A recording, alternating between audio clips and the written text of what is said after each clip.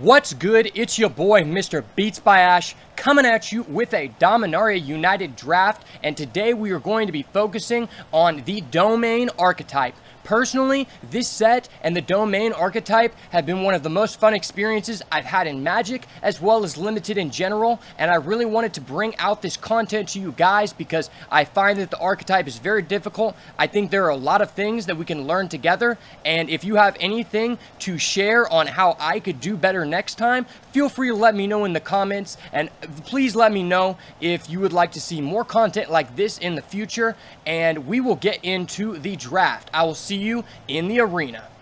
Okay, so first off in this pack, Drag to the Bottom is an insane card.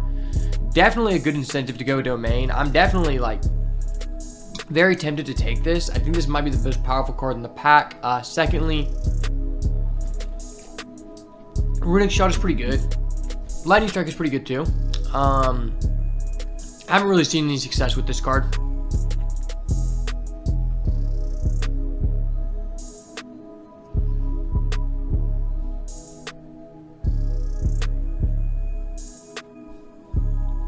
This is a good reason for us to go Domain. I haven't had a successful Domain run yet, so let's hope to see that something's available. Oh shit. Okay, and then we're offered their turn 2 Weather Seed Treaty. Literally the best card to have in Domain if you did not know. To be honest, I've seen the best experiences with Domain in a green-black base.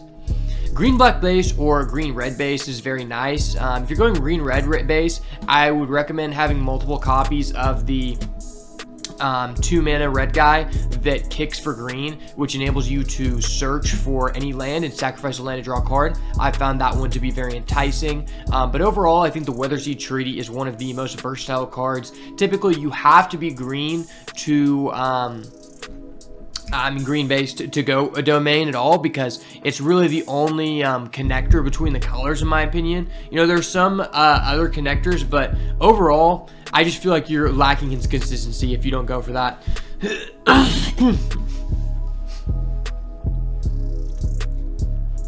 Now here, I'm pretty interested in the Tail Swipe. I think the Runic Shot is good, but I think we could definitely pick up a couple copies of the white card later on that deals 1 plus the number of basics you control, just because that card isn't highly sought after very well, and it works very well into our lane. And if anything, I'd like to stay green even if Domain isn't available, so I could at least go for some type of maybe like green-red aggro or just green-black value. You know, even if we're green-black value, it could be pretty, you know, well after us to take the Tail Swipe here. It is a little bit better than the Bite, in my opinion, and at 1 mana, pretty premium removal. We're going to go ahead and take that because I want to stay in my primary color. I typically like to stay in the color that I have available as long as possible.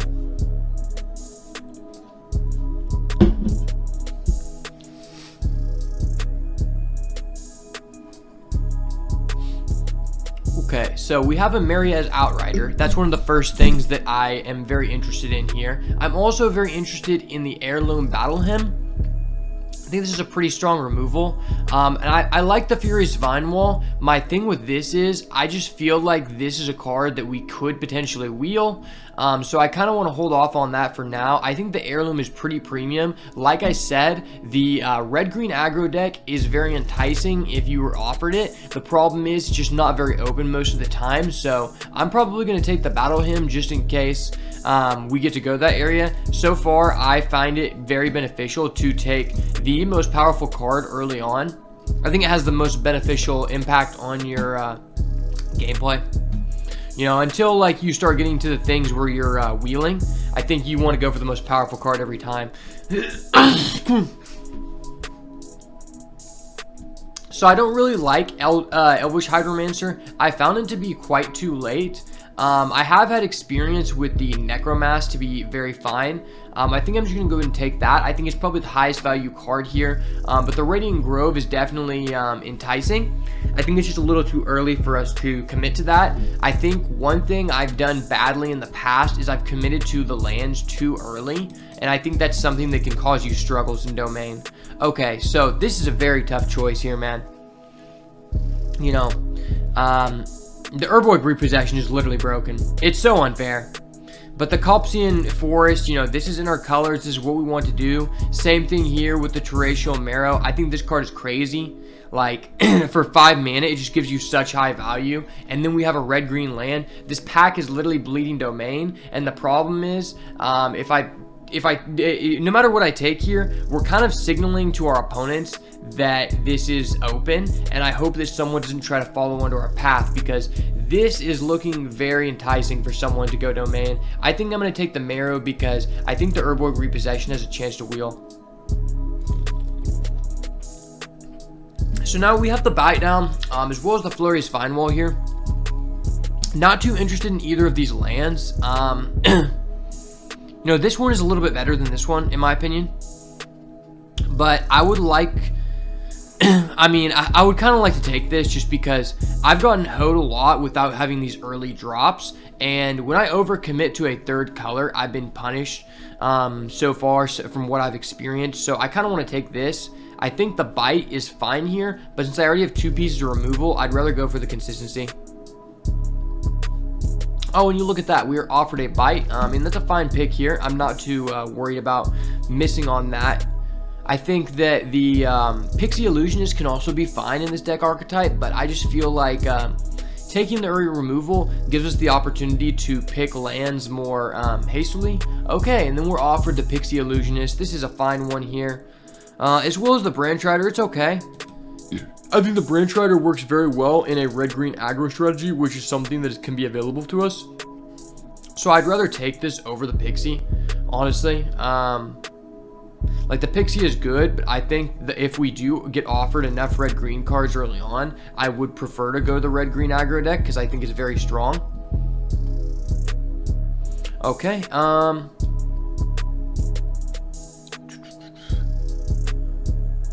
I think I'm probably going to take the Kavu here. I think the Kavu is a very good card to play on turn 3, and a lot of times I end up losing because I'm not given the early game cards in the domain deck, which end up hurting me very much.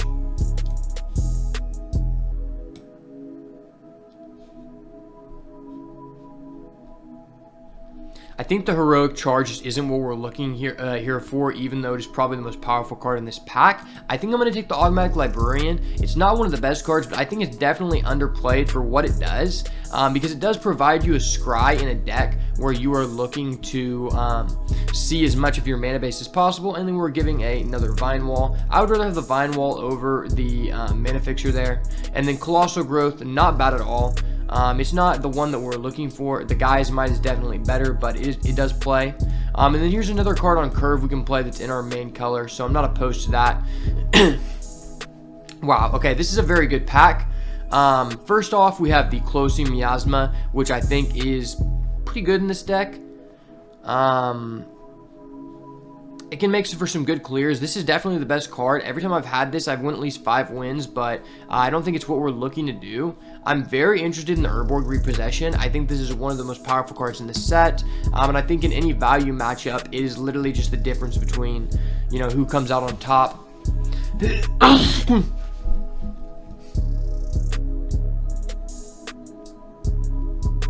I think this card is okay, but I just think the Urborg Repossession is by far one of the most unfair cards in this set. Like, you know, it's just so undervalued, man. And we already have the Drag at the bottom, which I'm not too, like, 100% we're going to play. Okay, so here we are given the Rona's Vortex, which is okay because we're main base looking to be green-black. So, I mean, I think this is a decent card in our archetype. I think the Electro Affinity is fine too, as well as the Phyrexian Rager. This card is good, but I just don't feel comfortable that I'm going to always have this online. It's very tough. I feel like the gold cards are kind of bait, in my opinion. I kind of want to take the Phyrexian Rager just because card draw in this deck and putting on early pressure has just been so important. Oh, and that is a Jodas Codex. That is very strong. As well, the Tribute to Urborg, I think, fits very well in any deck we can put it in. To tough decision. I think this goes quite often, so considering we're in the domain, we're kind of committed at this point. I feel comfortable taking this. I think the Tribute to Urborg ends up, you know, cycling around in the pack typically, so I'm not too worried about that one right now. Kind of looking to be more green-black than anything. But I think I'm going to go for the Jodas Codex. Ooh, and the Mossbeard is a great effect on our deck archetype. You love to see that. I like to have 4 to 5 good late game drops, and I think this card ends up saving you a lot of times with the amount of life you gain on it. Typically, I would like my 3 main colors to be red, green, black. And if you can splash like a couple, you know, blue removal cards here or there, that's kind of what you're looking to do. If you have a white bomb, it is what it is, but white, I just don't feel like white mixes with the domain. I feel like it's the least effective in the domain archetype, in my opinion. Okay, so this is a black-red land, which is what we are looking for. At the same time, that is a Marius Outrider, and I can't pass up on that. But this is our second time seeing a black-red land get passed up early on, so I think we have a good chance of getting one of these. I'm going to take the Marius Outrider because I think it just feels good with our win condition.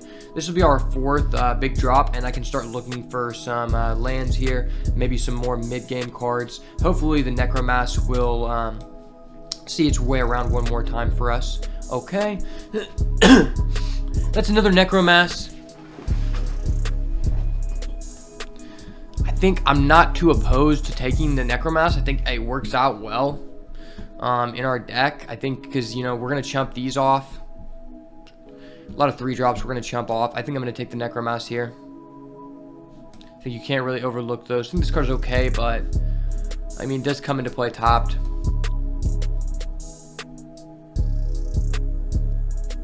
Okay, this Artillery Blast is a card that I'm willing to take. I think that it's definitely one of the better cards in this pack. I think then maybe the Deathbloom Gardener is okay. You know, it works out pretty well most of the time. It's probably definitely between the Artillery Blast and the Deathbloom Gardener. I just think we'll have more options to see this later on. Hopefully I can pick up a land pretty late here. So we have 2 Vine Wall. I kind of want to take the Root Wall here. But we do have 2 Necromass. It's hard to say whether or not this is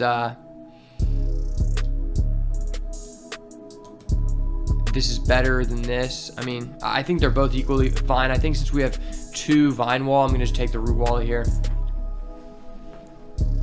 Now, that is an Essence Scatter. I'm always fine to take that. I think this card is good at any time during the game.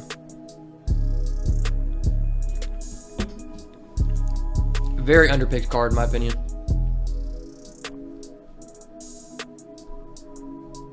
What do you know? We get back a Zoroark. Honestly, I think this card is fine, but I don't want to be tricked to committing too much into white here. I'm going to take another Essence Scatter. It's too good here.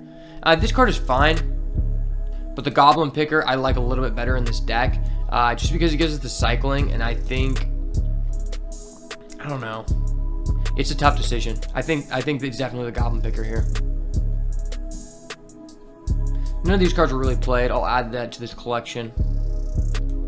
And then the Vine Shaper is fine here. If we could get some lands, that would be really good. Ooh, this has a great effect on our deck archetype. This also has a great effect on our deck archetype. It's definitely tough here. I like this card, but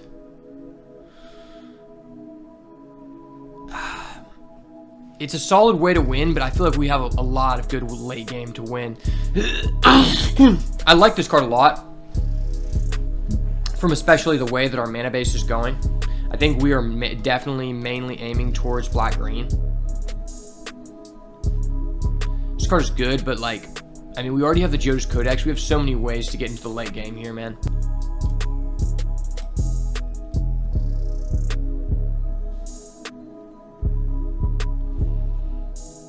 So we are low on ways to get to our mana base here. I'm going to have to be really heavily into the lands in this pack. The black-white isn't one that we're looking to get, but the Shadow Prophecy does work out well for us. I'll take one of those any day of the week.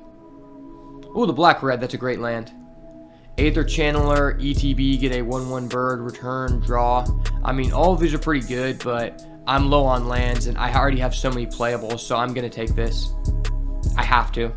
You know, at this point, I just need to look for things that are going to make our deck work the best it's going to work.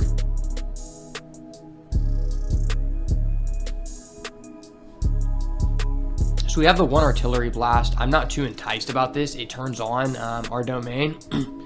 The Tribute to Urborg is really good, for sure. The Mary's Outrider is really good for sure. 1, 2, 3, 4. It's tough. It's tough. I think we have a lot of removal. I think I'm down to take this.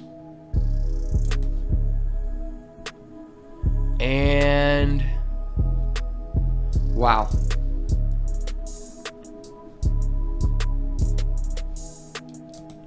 It's a red-blue land. Not opposed to it. Red is our third color here. You know, any lands we can take. I'd love to take the Outrider or the Shadow Prophecy. Maybe we get another one of those in this pack, but if not, it is what it is. Another black-red land.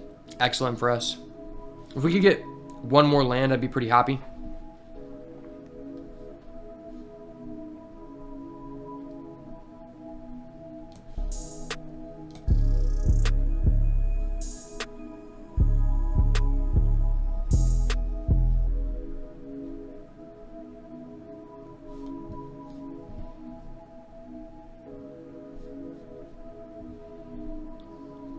It's a Shadow Prophecy, I'll take it.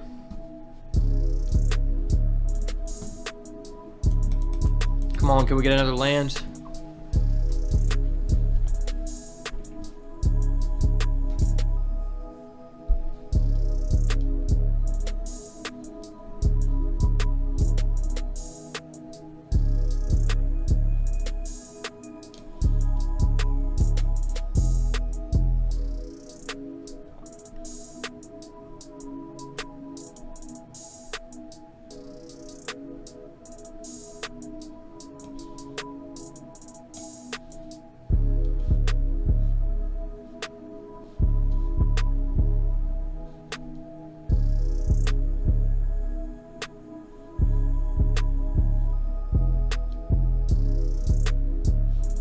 None of these probably make it into our deck. I'm not opposed to taking this guy. I don't know if he'll fit in, but it plays.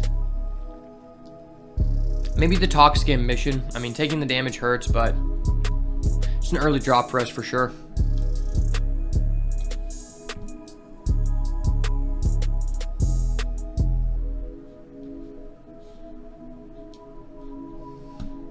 Deck's a little bit low on lands. I could definitely have taken some more lands for sure.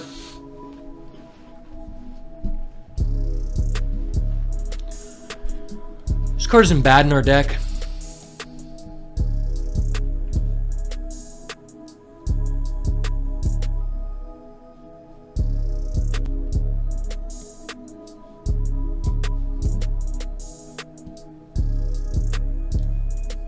It's a curve card, it plays.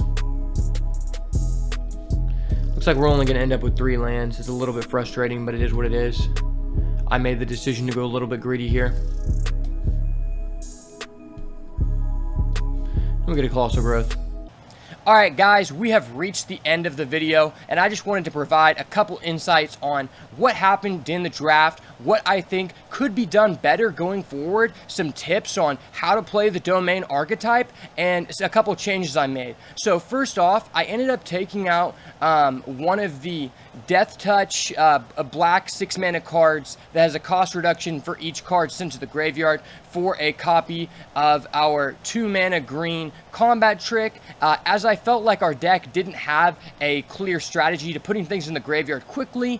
And number 2, I would like to say that combat tricks are very underrated in the archetype, and I would recommend putting in at least 2 to 3, even if they aren't the best ones, because that early tradability is what allows you to survive to the late game. And if you're going against someone who is not on domain, then getting to the late game should be an auto win for you, so don't focus on that too much. And finally, I'd like to say that it has been very important to draft the very strong early game cards, such as the 2-mana card that I got 2 copies in my deck, which allowed me to add any land from the top 6. And I would like to also add that one thing I need to improve on is picking lands and knowing which ones are the best ones for my deck at the appropriate time. I felt like I should have probably started prioritizing them late into pack 2, as I did have a high number of playables, and I should have recognized that as well. I should have recognized that you want to have about 4 to 5